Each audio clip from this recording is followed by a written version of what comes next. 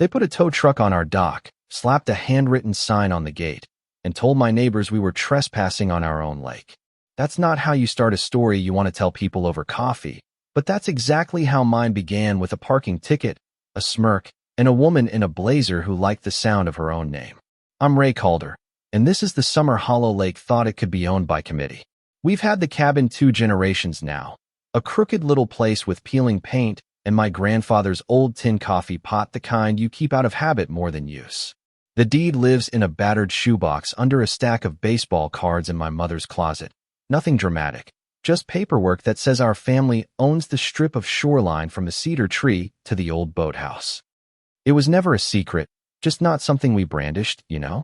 We treated the lake like a family promise, a place you show up on Sundays, fix a broken pier, tell stories that are half true. Then Delia Bram got elected HOA president. Delia wasn't a monster at first, just a person who loved procedures the way other people love crossword puzzles, neat, exact, and with an eye for spots where she could be noticed. She started with petty things, a complaint about a mailbox, a note about a lawn ornament. Then she started showing up with a clipboard at every get-together. I tried to be neighborly, smiled, offered cold lemonade, but she grew bolder. The HOA board, which had been a sleepy thing, became her stage. She announced a community preservation plan and launched a campaign to make the shoreline safe and standardized, which, translated, meant put the lake under HOA rules, collect fees, control access, and conveniently, make decisions that benefited a few outspoken members who liked guests kept off the property. The first real showdown happened the Saturday of the town picnic. My sister's kid, an adult now, we'll call her Jess, had her friends over. Someone strummed a guitar, somebody barbecued, and there were about 40 people by the water. That's when Delia rolled up with 2 other board members and a tow truck. She stood on the shore like a mayor taking a victory lap and read out a notice: unauthorized docking. Immediate removal of vessels. People laughed at first, because it was surreal, but then the truck driver started eyeing our boats like they were contraband. "You can't do this," I said, which is the polite way of saying I stepped forward before my mouth could say worse. Delia tilted her chin and smiled, that kind of smile that turns a neighborly argument into theater. "Mr. Calder," she said, "we have the community's best interest at heart." That's when someone from the picnic yelled, "Your best interest? You're trying to privatize our memories." The crowd murmured. The driver revved his engine.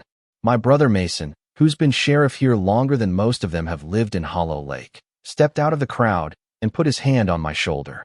He didn't raise a badge, he didn't shout. He just looked at Delia like he was asking her why she wanted to fight with everyone in town. Delia had a motive, and it wasn't subtle.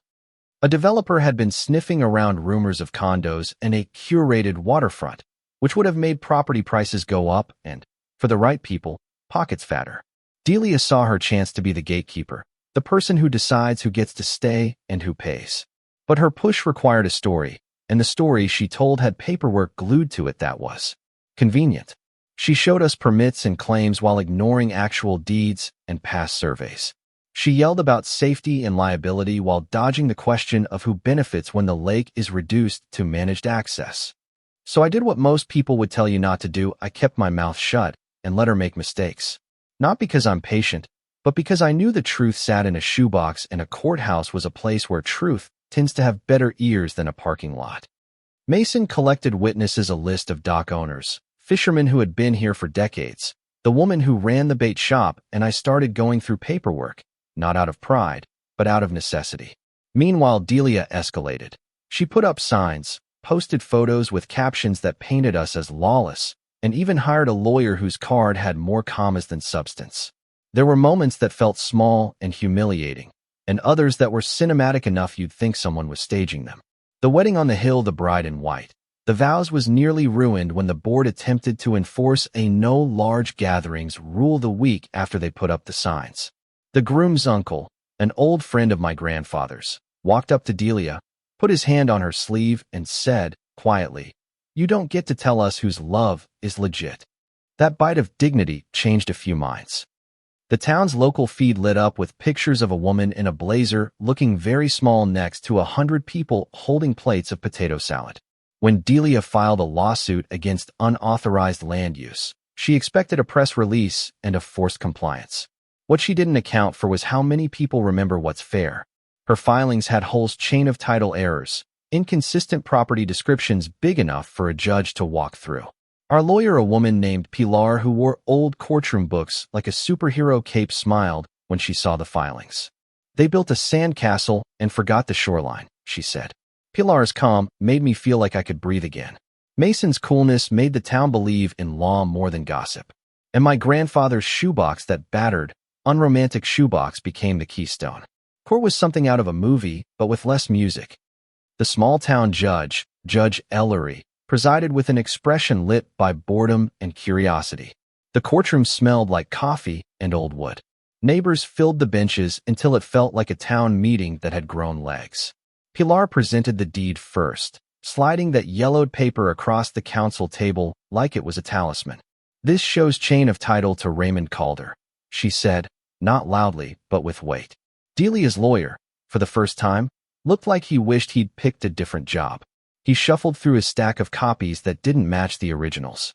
He tried to speak fast, to confuse, to insert doubt, but a forged line is a forged line, and the judge can read handwriting as quick as anyone.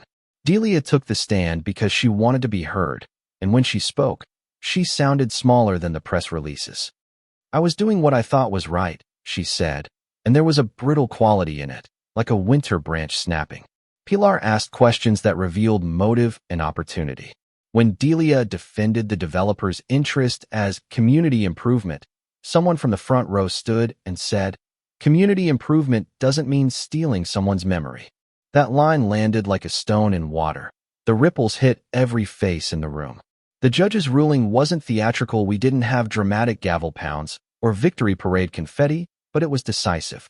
The court dismissed the HOA's claim, ordered Delia and the board to pay restitution for harassment, and most importantly, affirmed the deed.